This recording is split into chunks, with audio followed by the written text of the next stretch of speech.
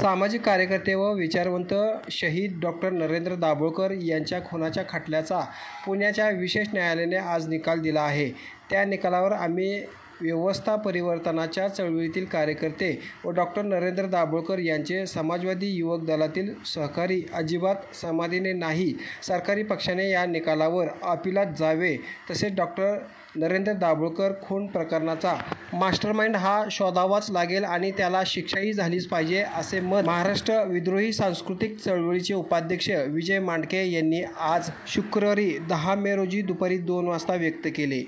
Doctor Narendra Dabholkar यांच्या खून खटल्याचा निकाल पुणे येथील विशेष न्यायालयाने 11.5 वर्षाच्या प्रदीर्घ कालावधीनंतर आज दिलेला आहे आणि हा देताना त्यांनी 2 आरोपींना जन्मठेपेची शिक्षा आणि 5 लाख रुपये दंड आणि बाकीच्या आरोपींना निर्दोष मुक्त करण्याचा निर्णय दिलेला आहे। या निकालाकडे पाहायचं झालं तर असं पाहता येईल की मुळातच या खुनाच्या तपासाची जी यंत्रणा, तपास यंत्रणा म्हणून जी आहे त्या तपास यंत्रणेची आणि त्या तत्कालीन त्या वेळच्या सरकारनं या खुनाकडे पाहिजे तितक्या गांभीर्यानं बघितलेलं नाही आणि तपास यंत्रणांची ढिलाई आणि तपास यंत्रणांचा पारंपरिकपणा हाच दिसून येतो।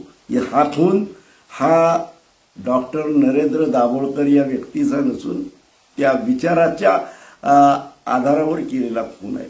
सनातन प्रवृत्तीच्या लोकांनी केलेला हा खून आहे। त्यामुळं पारंपरिक तपासाची पद्धत बदलून खरं तर या खुनाचा तपास झाला पाहिजे होता।